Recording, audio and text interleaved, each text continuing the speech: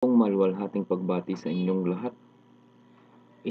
Kung mumunting biyong handog ang sama sa inyo, naway nasa mabuti kayong kalagayan. Ayun nga po, ang ating pong pag-usapan sa pagkakataong ito ay ang Republic Act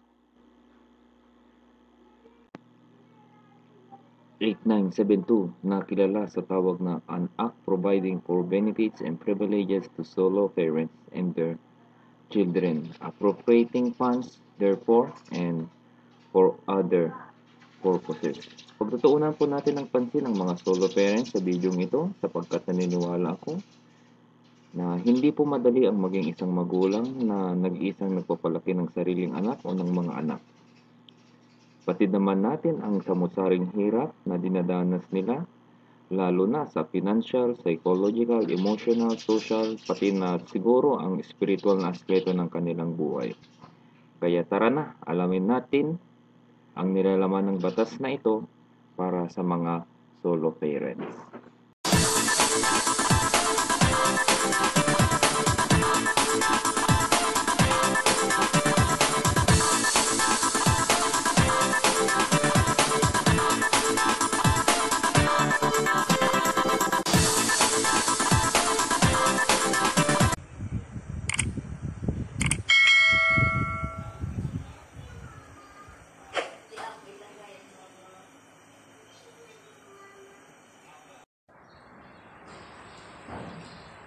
Alright, so ito nga,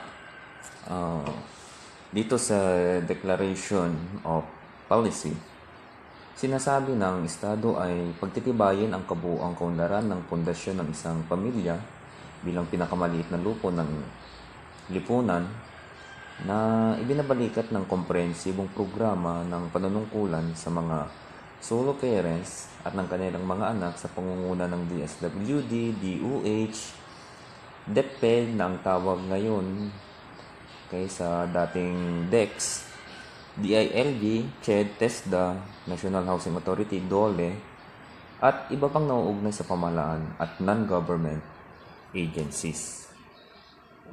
Okay? So, dito tayo sa definition of terms. Okay? Ano ba ang solo parents? Okay, solo parents, kung siya ang nagsilang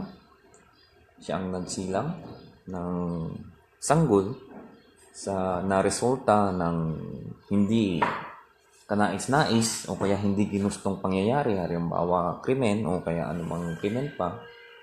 Okay, so siya na lang nagpapalaki ng kanyang anak. So yun ang solo parents.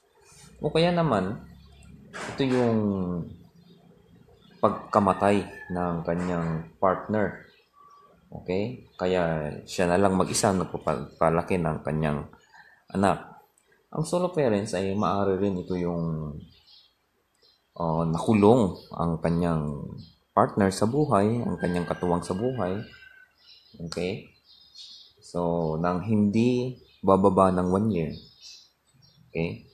Yung solo parents din, ito yung tungkol naman dito sa physical o kaya mental na kapasidad kung saan ito certified ito ng medical practitioner.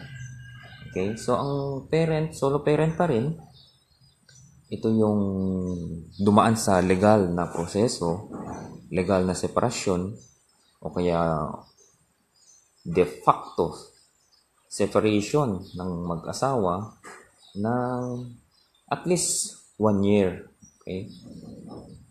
Kung saan nasa kanya naiwan ang pangangalaga ng bata.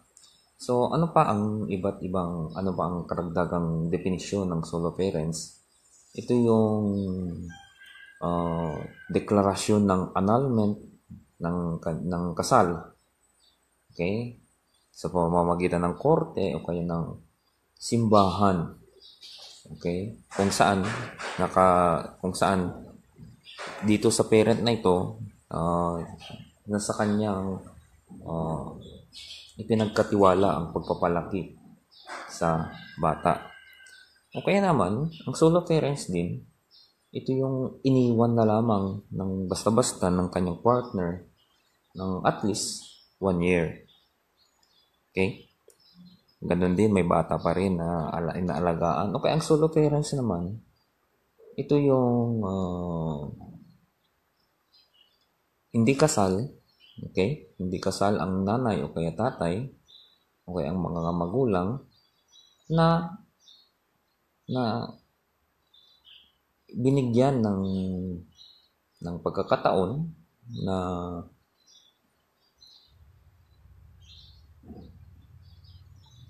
ng isang institusyon na mag-alaga ng isang inampun na bata pero mag-isa naman siya. Okay? Okay naman yung solo parents pa rin. Ito yung mag-isang nangangalaga, sino man na mag-isang nag-aalaga ng bata. Yun ang solo parents. O kaya naman, alinman sa mga miyembro ng pamilya na nagresulta sa pagkamatay, pagkawala, okay, sa absence ng mga magulang, o kaya siya na yung breadwinner sa kanyang pamilya, nako-consider na solo parents yon. Alam niyo po, ang pagbabago ng estado para maklaim ninyo ang benefit sa batas na ito,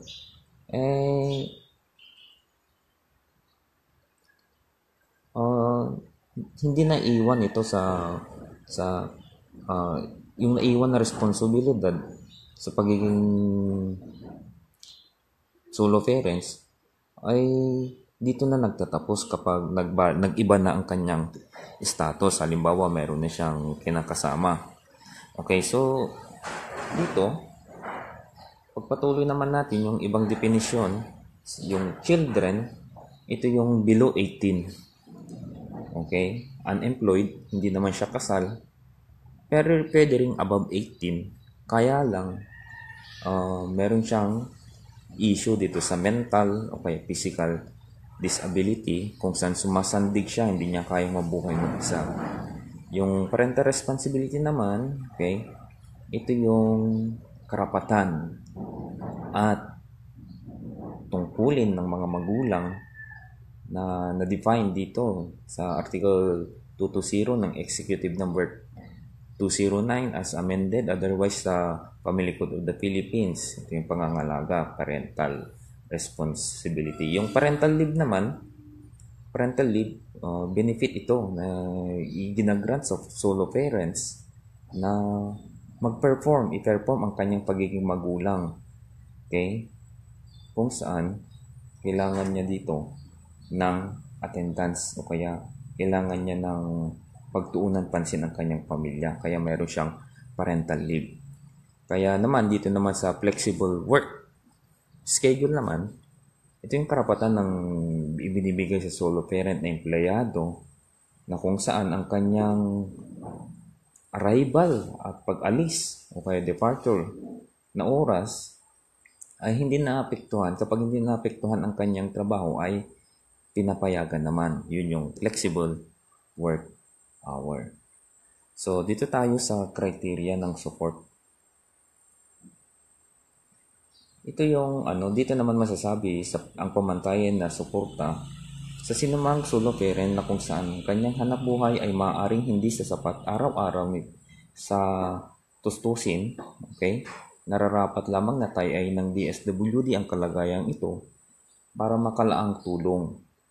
Ngunit kung ang solo parents ay sapat naman sa kanyang kita para sa kanilang araw-araw na pangangailangan, ay dapat din maranasan ito ang benepisyo na nakalahad sa Section 6, 7 at 8 ng batas na ito. Kaya uunahin nga natin itong Section 6. Okay. Dito sa Section 6, ang employer, lalong-lalo na po ang kawani ng mga pamalaan, ay nararapat po na maglaan sila ng flexible work schedule para sa solo parents na kung saan hindi naman gaano apektado ang pagiging produktibo nito sa trabaho. Maliban na lamang kung mag-request itong employer o saan man man ng kawani ng pamalaan na mag-request ng exemption ukol dito sa kadahilan ng may merito na katwiran. Dito naman tayo sa section 7. Sinasabi dito, wala nino man sa nanunungkulan o pinanunungkulan ang kumutya laban sa solo parents, anuman ang katayuan nito sa kanyang tungkulin. Yan yung nasa section 7. At ang nandito naman sa section 8, mayroon pong parental leave na 7 araw sa isang taon ang solo parents. Okay. So ngayon, balikan natin ang section 5. Dito, ang comprehensive package na ito sa solo parents at ng kanyang pamilya ay nayari ng DSWD, DOH, DepEd o kaya DEX, CHED, TESDA, DOLE, National Housing Authority at ng DILG sa pakikipagtulungan ng LGU o pamalang lokal at ng mga NGOs, non-government organizations na may katiyakang ulat na solo parents ito na nananilbihan. Ang DSWD ang nararapat na nakikipagtulungan. Okay? Nakikipagtulungan sa mga naturang ahensya na maipalaganap ang mga package na ito sa kaunlaran at gana ng serbisyo ng solo parents at ng kanyang pamilya. So, dito tayo sa karagdagan ng Section 5, okay? Livelihood Development Service na kung saan ang nagbibigay ito ng training, okay? Pangkabuhayan, nakasanayan, negosyo, pagmamaneho ng negosyo, value orientation, okay? Okay, pagbibigay ng kapital o kaya job placement na tinatawag. Dito sa letter B, ito yung counseling services no kung saan kasama dito yung individual, grupo o kaya family na counseling na kung saan ang resolution, nandito yung resolution at personal na relasyon sa pag-handle ng mga conflict. Dito naman sa letter C, parent effectiveness services, kung saan yung kaalaman at kasanayan ng solo parents sa maagang paggabay sa mga bata at behavior, okay?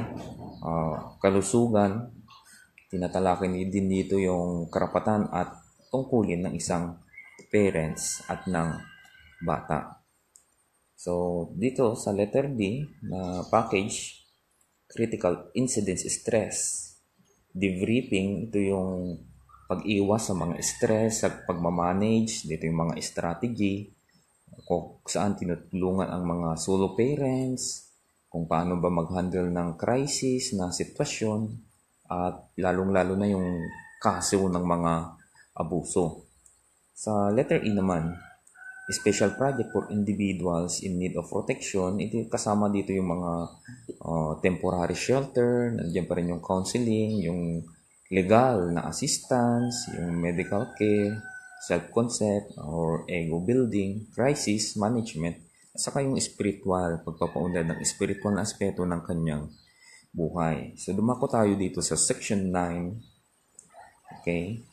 Scholarship program for qualified solo parents and their children in institution of basic, tertiary, and technical skills education. Okay? So, kanyang education benefit, scholarship, pati rin sa non-formal education na sakto, angkop naman sa solo parents at ng kanyang mga anak. Okay, yung DepEd, CHED, TESDA, dapat sila yung una dito sa rules at regulasyon sa tamang implementasyon ng ganitong programa. Okay, so ayun na nga. So dito tayo sa section 10, housing, at yung section 11 na medical assistance. Okay? So, yung solo parents, dapat na meron itong naka-allocate na housing project, okay, para sa kanya, na meron itong terms of payment kung saan ang gobyerno ay magbibigay lamang ng mababang presyo, okay, na naayon dito sa housing law na binigay upang i-prioritize ang aplikante na nasa medyo laylayan ng ating lipunan, below the poverty line, na idineklara ng NEDA. Yung sa medical naman, yung DOH ang dapat na magbigay ng komprehensibong kalusugang pangangalaga at programa ng solo parents at ng kanilang mga anak. Siyempre katuwang dito yung mga LGUs, yung RHU, kaya ginamit na ng pamahalaan ang kanilang sangay o call dito. So, dito tayo sa additional power and function of the DSWD, yung mga kapangyarihan ng DSWD. Okay? Karagdagang kapangyarihan at tungkulin ng DSWD para sa kaukulan ng solo parents at ng kanyang pamilya magsagawa ng research. Yan lang naman. Makipagtulungan sa mga gawain at iba't ibang ahensya sa mawalan ng NGO, pamahalaan at ng NGO sa pagkilala sa pagprotekta at ukol sa solo parents at ng kanyang pamilya. Okay? Manmanan o patnubayan ang pagpapatupad ng mga probisyon ng batas at magmungkahi ng anumang mekanismo kung saan mapabuti ang implementasyon ng mga probisyon. Yun po yung mga power nila. So, dito naman tayo sa implementing rules and regulation. Okay? An interagency committee headed by the DSWD sa pakikipagtulungan sa mga DOH, yung mga nabanggit na, DepEd, CHED-TESDA, okay? So, lahat ng mga yan ay dapat mag-formulate sa loob ng 90 days sa effectivity ng batas na ito. Okay, yun na nga ang nangyari sa appropriation naman.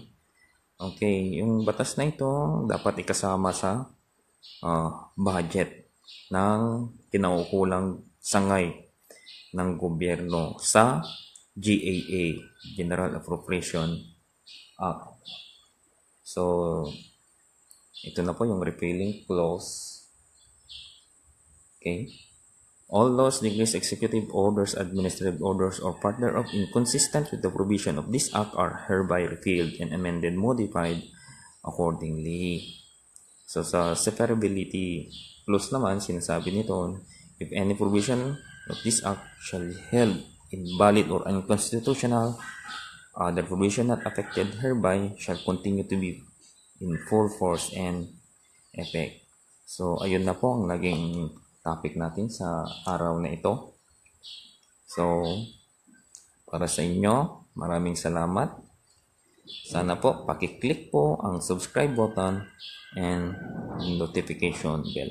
Maraming salamat po. Subscribe and notification bell. Maraming salamat po.